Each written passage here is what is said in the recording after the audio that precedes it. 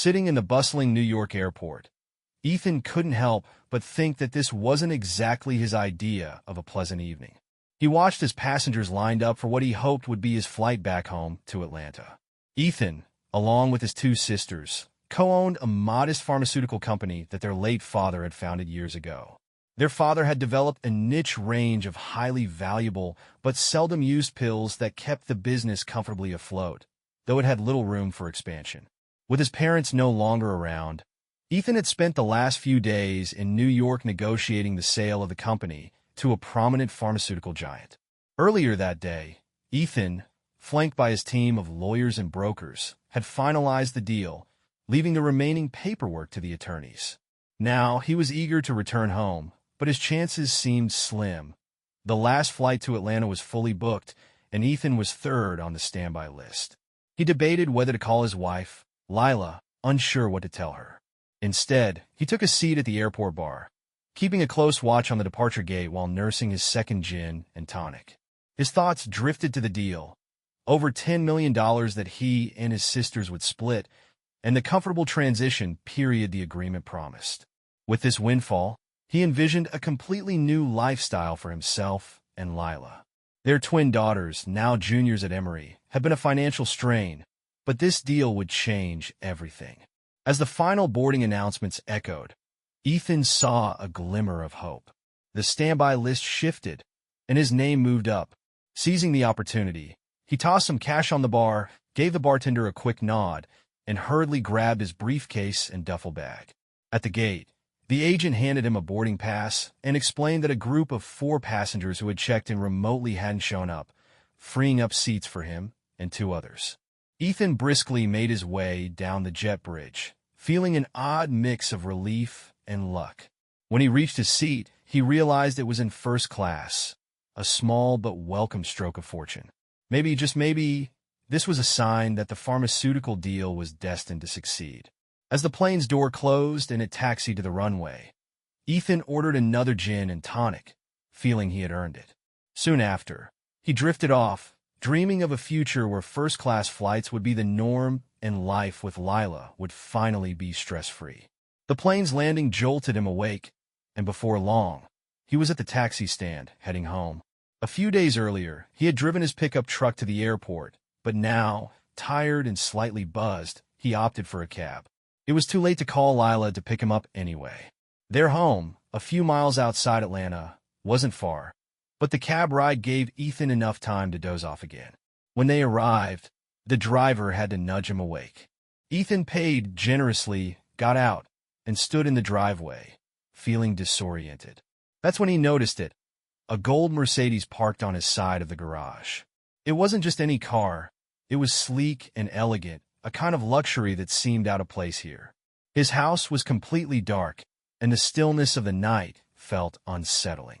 It was well past midnight, and Ethan hesitated for several moments. He had spoken to Lila earlier in the day from his lawyer's office, and she hadn't mentioned expecting any guests. He tried to dismiss the uneasy thoughts creeping into his mind, imagining instead that he'd soon find a sleepy Lila waiting for him in their bed. Pushing aside his doubts, Ethan unlocked the door and stepped into the silent house. Moving cautiously, he passed through the kitchen and climbed the stairs to their bedroom, where the door stood ajar. He stepped inside and froze. It was as though time itself stopped. Lila was lying on their bed, her body exposed, one arm draped over a man who lay beside her. The faint smile on his lips made Ethan's stomach churn. For what felt like an eternity, Ethan stood there, unable to breathe, unable to move. His mind struggled to process the scene before him. He glanced at Lila's hand resting intimately on the stranger's body as soft snores filled the room. In that moment, Ethan felt his heart break into pieces.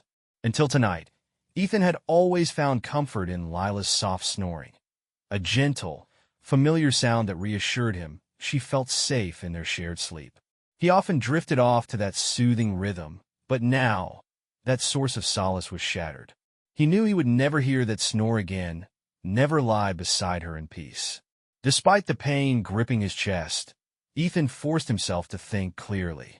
His eyes fell on the neatly folded clothes placed on the chair where he had sat countless times, now belonging to the man sharing his bed with Lila. Fury simmered just below the surface, threatening to boil over. Ethan pulled on his pants, retrieved his wallet and car keys, and stood still for a moment, weighing his options. The thought of grabbing the tennis racket from the closet and confronting the man flashed through his mind. He even considered waking Lila and demanding answers. Both ideas tempted him with immediate gratification, but carried unpredictable, possibly severe consequences. A more calculated plan began to take shape.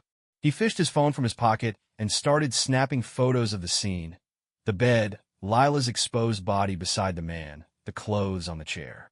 When he felt he had enough evidence, Ethan gathered the man's belongings, his clothes and shoes, steeling himself for what came next. The man was bigger than Ethan, taller and more muscular, making any physical confrontation unwise. Before leaving, Ethan cast a final glance at Lila, the woman he had loved for more than 2 decades, the mother of his daughters. He pushed away the lingering love that had once defined their relationship, replacing it with cold resolve. Dry-eyed, he descended the stairs, stepped outside, and clicked the key fob of the gold Mercedes. The car's lights flashed, and the doors unlocked.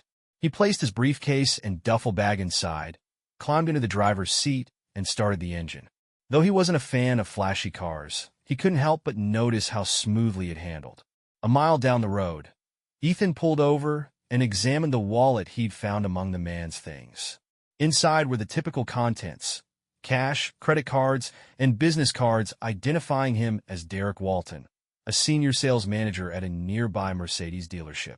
The driver's license listed an Atlanta address. Ethan realized Derek might have a family, a life that could be disrupted as easily as his own.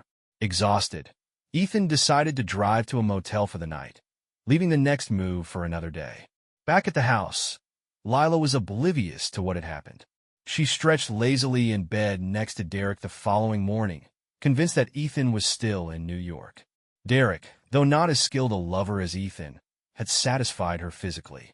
Yet there was something about him she found increasingly irritating, too much like the car salesman he was. It was time to end things, she decided. Derek's possessiveness, especially his insistence on spending the night, was a step too far. Having another man in her marital bed, even with Ethan unaware, was a line she realized she didn't want to cross. After Derek left for the shower, Lila resolved to call him later that day and firmly but gently break things off. She moved to the bathroom to prepare for her day. When she returned, Derek emerged from the shower, a towel around his waist. He looked around, confused. "Where are my clothes?" he asked. "What? I didn't move anything," Lila replied. "They were folded right here on the chair." "Now they're gone," he said, gesturing at the empty chair. "Did you take them to the guest room?" "No, of course not." "Maybe you left them downstairs last night," she suggested, irritation creeping into her voice. "I didn't," Derek said firmly. "But I'll check." He hurried out of the room and returned a few minutes later, his face pale. "Lila, my clothes aren't anywhere in the house. And my car, it's gone." "What?" Lila's mind raced. "Gone? How is that even possible?" "Someone must have been here," Derek said, panic in his voice. "They took my clothes and my car. Damn it, what's going on?" Lila sank onto the bed, her breath catching in her throat. The pieces began to fall into place, and her stomach churned. "Derek," she whispered. "What if it was Ethan? What if he came back from New York early and saw us?" Derek froze. If it was him, then we're in serious trouble. But if he's still in New York, this must have been a break-in. We need to figure out where he is. If it's Ethan, we're screwed. If not, we have to call the police. I need my stuff and my car back. Damn this car. If we involve the police, they'll ask whose car it is, and it's registered under my wife's name for tax purposes, Derek muttered, his voice trailing off as he imagined how quickly the situation could spiral from bad to catastrophic. Lila frowned, trying to focus. "Let's call Ethan's office. His secretary starts early. She should know where he is." Grabbing her phone, she dialed Ethan's office. Despite the early hour, Sheila, his secretary, answered promptly. "Ethan Trainer's office. How can I assist you?" "Hi, Sheila, it's Lila. I know it's early, but I haven't heard from Ethan since yesterday. Do you know where he is? He didn't call last night. Oh, Lila, it's still early here. The team in New York worked late, so I'm sure they'll start late too. I spoke to Ethan around 6 yesterday evening before I left. He mentioned they were making good progress and might finalize the deal today. That's good to hear. So he's still in New York, right? Lila asked, her voice steady. Yes, absolutely. I'm certain of it. He'll probably call once he's back at the lawyer's office. Should I let him know you call? Yes, please, but only if he has a moment. I know how important this deal is, she replied. Will do. Goodbye, Lila, Sheila said before hanging up. Lila turned to Derek. Ethan's still in New York, so we should report a break-in and car theft. Derek's face tightened. And tell them what? That your lover's clothes were stolen from your bedroom and his car disappeared from your driveway? This is a disaster. Okay, fine la coincided. How about this? You report the theft from your house. Say it happened while your wife was taking the kids to school. Just don't mention the stolen clothes. That'll be harder to explain than the missing car. Except yesterday, I told my wife I'd be in Atlanta for a meeting about the new Mercedes S-Class and wouldn't be home until noon, Derek countered. All right, we'll wait until noon, Lila suggested. Say you drove home, left the keys in the car while grabbing something inside, and when you came back out, the car was gone. Derek sighed, then nodded. That could work. I'll also say my wallet was in the car and got stolen.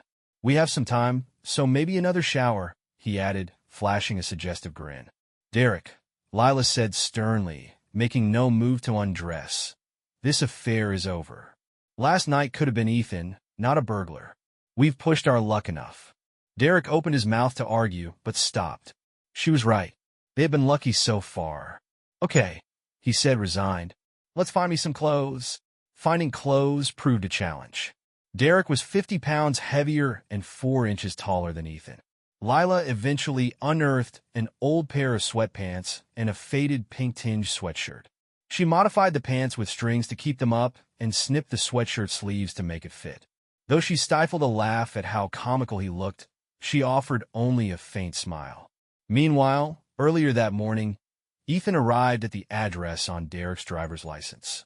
The modest home had a child's bicycle leaning against the garage wall.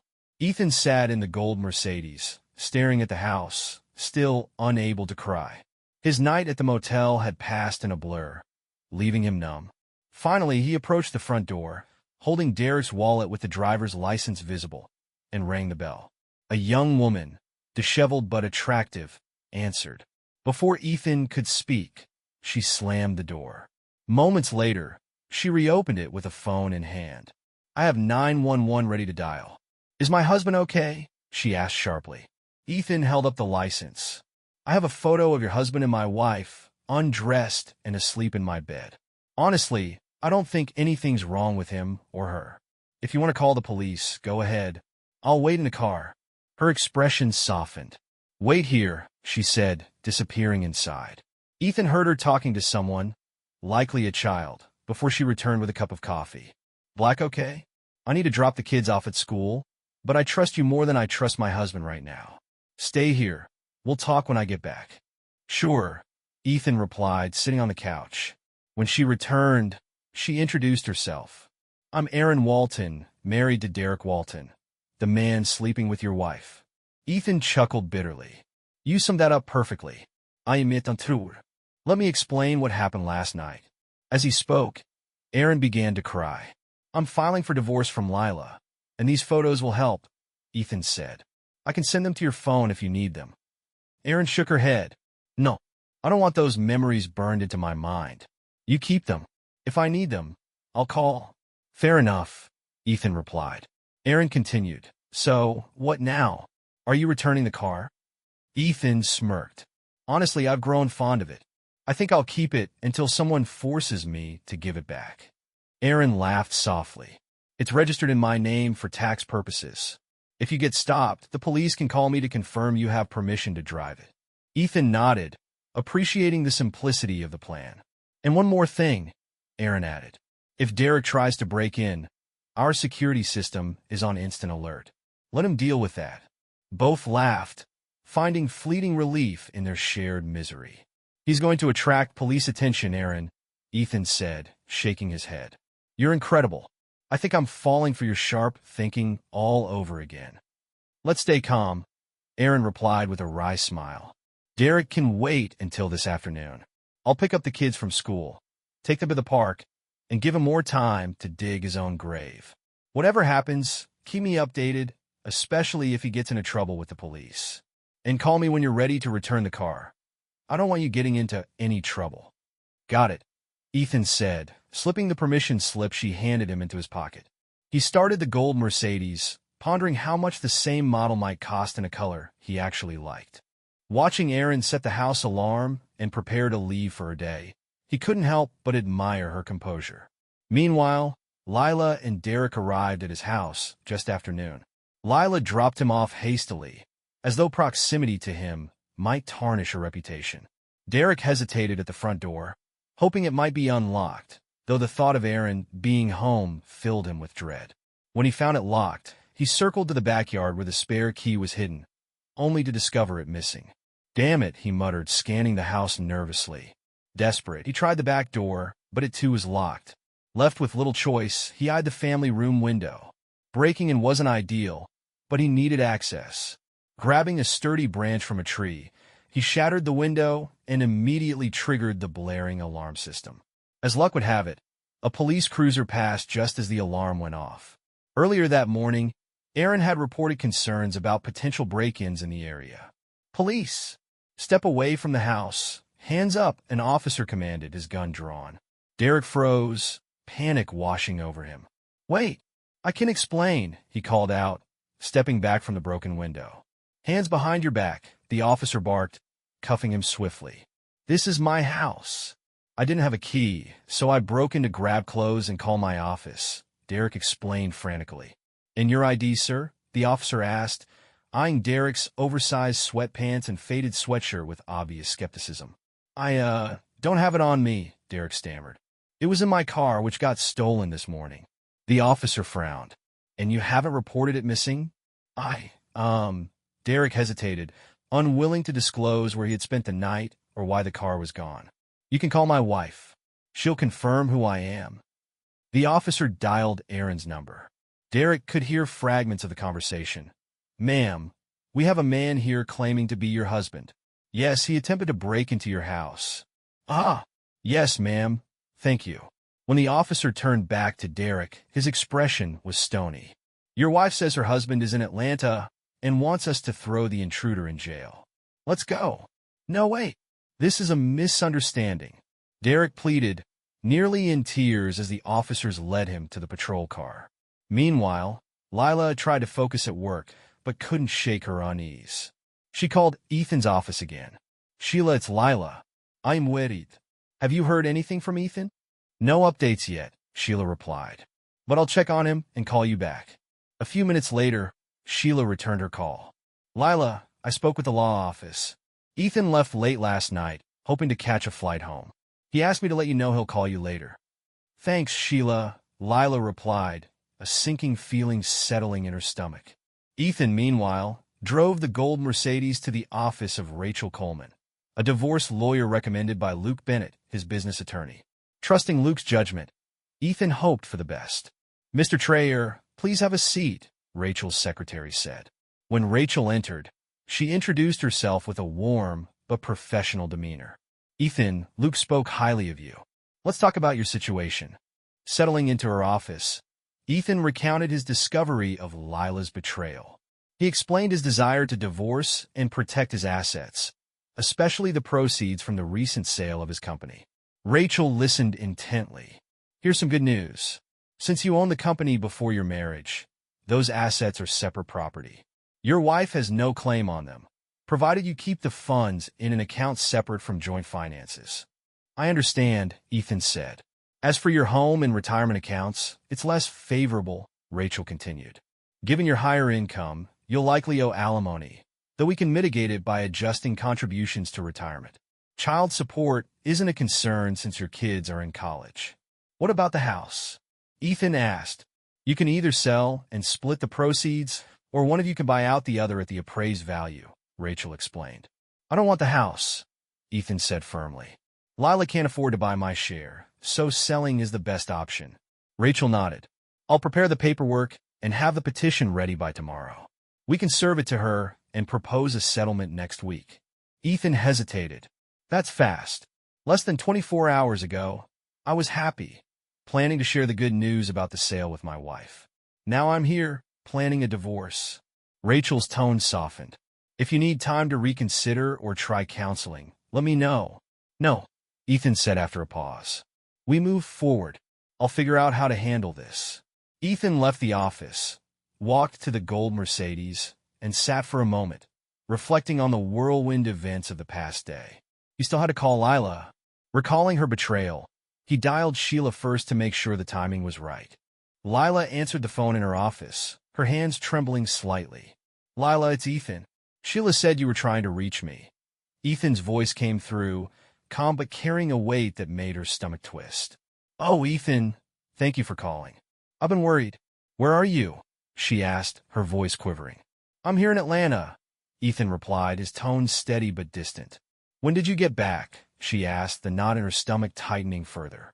Last night, Lila. I came home last night, Ethan said. The weight in her chest grew unbearable. Lila leaned back in her chair, struggling to breathe, let alone speak. Ethan, I think I should hang up, she stammered. No, Lila. Please don't, Ethan said quickly. Can we meet? Just for a few minutes? I need to see you. Ethan hesitated. She was still his wife, the mother of his daughters, the person who had shaped his life for more than 20 years. All right, Lila. Let's meet at the Center Cafe at 6, he said, his voice heavy with emotion. The pain in her chest only grew. The cafe was where they had first met, their special place. It felt ironic now, almost cruel, but she couldn't refuse. I'll be there, Lila said, her voice breaking. And Ethan, please understand that I'm so sorry. I love you. Ethan hung up without another word. Lila sat at her desk, tears streaming down her face, the weight of her mistakes crushing her. Lila arrived at the cafe early, ordering a glass of wine as she waited. Her mind wandered back to her past, dissecting her choices. She thought of her early relationships with rough football players in college, men who had dominated her and made her feel both vulnerable and desired.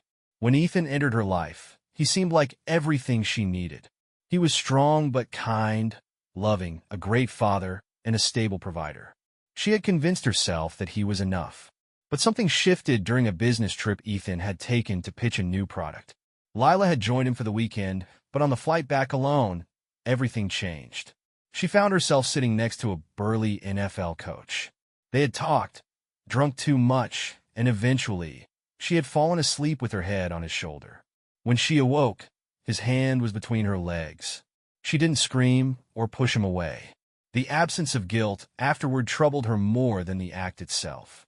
When Ethan returned later that week, she tried to move on, but the coach's departure left a void that was soon filled by a practice squad player he introduced her to. That affair was brief, but left her questioning herself. Guilt eventually led her to recommit to her marriage, or so she believed. Years later, when their daughters left for college, she felt a rekindled closeness with Ethan. That closeness, however, was undermined when she met Derek Walton at the Mercedes dealership. What began as a business interaction quickly spiraled into another affair, one she now deeply regretted, especially after letting Derek into their marital bed. Hello, Lila. Ethan's voice snapped her out of her thoughts. She looked up to see him standing there. He looked older, wearier than she remembered, and she knew it was because of her. Hi, Ethan, she said softly, her voice filled with guilt. Thank you for being here. I don't even know where to start. I'm so sorry. I love you, Ethan. Ethan raised his hand, stopping her mid-sentence. I need to ask you some questions, Lila. Can you answer them? Ethan, please, she pleaded. Questions and answers will only destroy whatever chance we have. Let's go away, just us. Let's escape to the Caribbean, reconnect, and find our way back to each other. Ethan shook his head, his face stern but calm. If you can't answer my questions, I'll leave right now. It's your choice. Lila felt the serpent of dread in her gut tighten its grip. She knew she had no choice but to endure his questions and the anger that came with them. Okay, Ethan, ask me anything, she said, her voice barely above a whisper. Ethan stared at her intently. "Do you know what time I got home last night?" The question caught her off guard. Why would he ask that? No, not exactly, she admitted. It had to be after. She stopped herself, unsure how to finish. Ethan's next question was already forming. "And do you know what I found when I got home? When I went upstairs to what used to be our bedroom?" Lila's eyes filled with tears, her voice breaking. "Yes, Ethan. I know what you must have seen. I can't imagine how devastating it must have been for you. I know it's entirely my fault, and I'm begging you. Please listen to me. I'm so sorry. I'll do whatever you want. If you want a divorce, I won't fight it." "Shut up, Lila," Ethan snapped, cutting her off. "Next question. How many men have there been since we got married? And don't lie. If I think you're lying, I'm leaving." Lila's first instinct was to lie, but she quickly realized it was too risky. After a pause, she concluded that the marriage was likely over regardless of what she said. "3, Ethan," she admitted, her voice barely audible. "3 men, and I regret all of them. I can see in your eyes that our marriage is over, and I understand. You deserve someone better than me. I'm willing to do anything to make it right, but I understand if you want nothing to do with me anymore." Ethan stared at her, his face hard. "Call the lawyer, Lila. Tomorrow, you'll be served with divorce papers." With that, he stood and walked out of the cafe. Lila sat frozen, too stunned to cry at first. As the weight of Ethan's words sank in, the pain in her chest intensified, and tears began to stream down her face. Ethan stepped outside, the evening air cool against his skin. The memories of how he and Lila had first met at this cafe decades ago flooded his mind. It had been their special place. Now, it marked the end of everything they had built together. The thought of her confessing to being with 3 other men, let alone the sight of Derek Walton in their bed, snoring, oblivious to the destruction around him, was too much.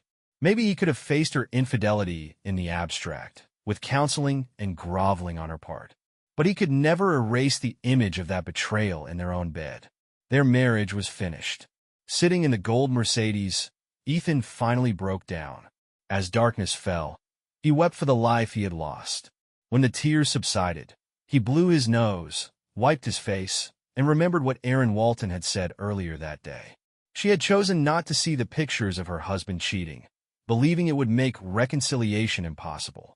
Inspired by her words, Ethan decided to call her to check in and discuss the car. "Hello." Erin's voice answered cautiously. "Erin, it's Ethan Trayer from this morning. Just checking in. How are you doing, and what should I do with the car?" "Ethan, thanks for calling. I'm Munadin. You can keep the car for now. Derek's in so much trouble he won't need it anytime soon." "Trouble?" Ethan asked, surprised. "What kind of trouble?" "Well, he got arrested for trying to break into our house," Erin explained. "And then he took a swing at one of the cops. They tossed him, and now he's dealing with assault charges. Something happened to him in jail. He won't talk about it, but I think another inmate attacked him. He had to call his brother to bail him out because I refused to help. Now his whole family knows what's going on." "Wow," Ethan said, taken aback. "I can't say I feel sorry for him, but I do feel for you. And Erin, I wanted to say, you made the right choice not to look at the pictures. If there's any chance of reconciliation, those images would make it so much harder." "Thanks," Erin replied. "Derek came home a few hours ago, crying, apologizing, and begging to stay. For the kids' sake, I'm going to try to work things out, but it's going to be on my terms. His own brother, who's a lawyer, advised me to push for a post-nuptial agreement and offer to help. I'll be managing the finances, and Derek will be on a short leash. Stay strong, Erin. I wish you all the best," Ethan said sincerely. "When you're ready to take back the car, just call me." "Thanks, Ethan," Erin said before they hung up. Sitting in the Mercedes, Ethan felt a pang of envy for Erin. Maybe Derek had learned his lesson. Being arrested, charged with assaulting a police officer, and whatever had happened in jail might have scared him into changing. Ethan could only hope for Erin's sake and for their children. Finally, he started the car and drove back to the motel. As he parked, he realized there was still so much to figure out. Tomorrow, he'd begin the legal process to rebuild his life. Ethan had one more task before he could even attempt to sleep: calling his daughters, Jane and Joan. Huh? Jane's cheerful voice greeted him, instantly making him smile despite the heaviness in his heart. The twins were not identical, but their voices were similar enough to confuse even Ethan sometimes. They both attended the same expensive college, studying nursing, and Ethan often admitted, only to himself, that he was glad they weren't identical. It was already tough enough when they ganged up on him. Two identical young women asking for spring break trips or a new car would have been impossible to resist. Janie, yes, you guessed right, Ethan said. Of course, there was a 50-50 chance. What's up, she asked. Tomorrow is Saturday, Ethan began, and I'd like to invite you and your sister to brunch. Maybe around 11, at that bistro on 4th Street we used to go to. That works for me. Hold on a second, Jane replied. Ethan heard some muffled voices in the background before Jane came back. Joan's good with it too. Can we? Just the three of us, okay? Ethan interrupted quickly, recalling their last brunch when half a dozen of their friends had tagged along. Of course, Dad, Jane agreed. But tell me. Listen, I have to go. Ethan cut her off again, not wanting to have a heavy conversation over the phone. See you at 11. Love you. And tell your sister I love her too. Love you, Daddy, Jane said before he hung up. Ethan hoped she wouldn't call Lila, though he knew better than to ask her not to.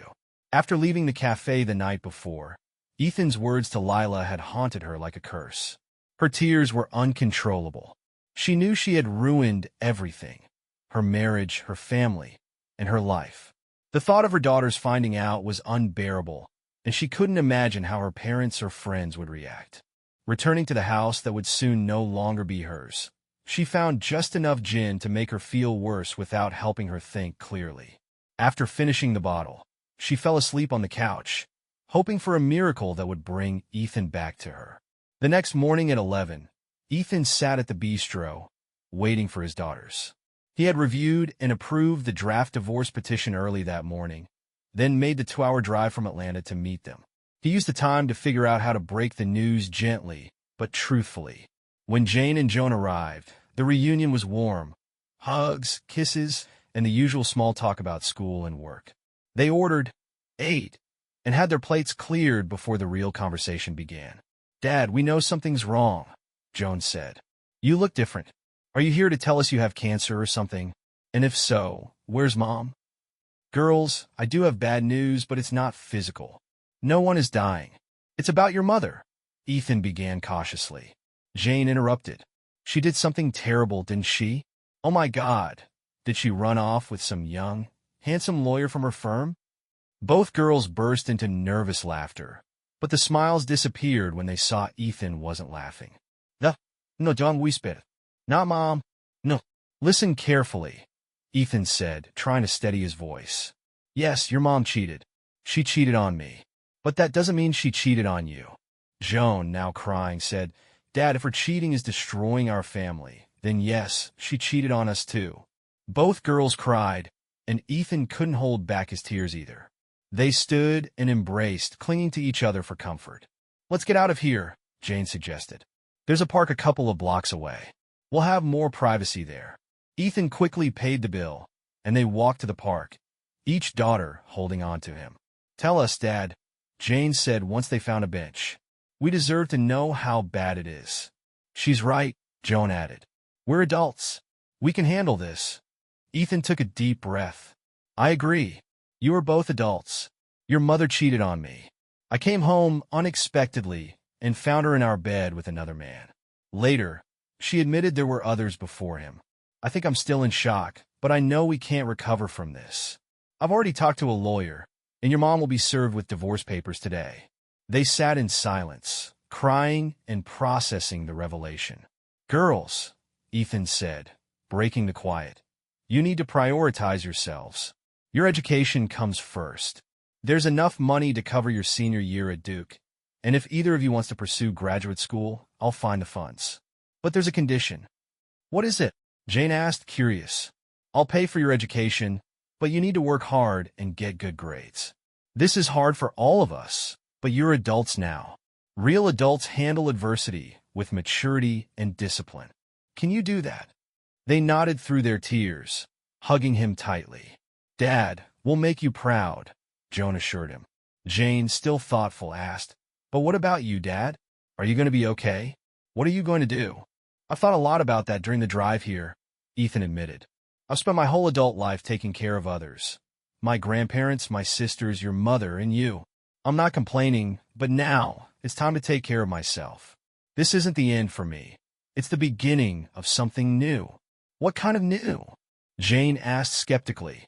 "A life focused on experiences. I'm going to run marathons, climb mountains, swim in the ocean, go on safaris. Maybe along the way, I'll meet someone who loves the same adventures." "Damn it, Dad. That's amazing," Jane said, astonished. "Did you come up with all this on the drive from Atlanta?" Joan asked. "Partly," Ethan admitted with a chuckle. "And partly because I didn't sleep much." After more hugs, kisses, and tears, Ethan headed back to Atlanta. Not long after, Jane and Joan called their mother, putting her on speakerphone. "Hello," Lila answered, her voice strained. "Mom, this is Jane and Joan. We just had brunch with Dad, and he told us some terrible news," Joan said. "Well, what did he say?" Lila asked, panic creeping into her voice. "He told us about the divorce and said it's because of your betrayal." "Is that true?"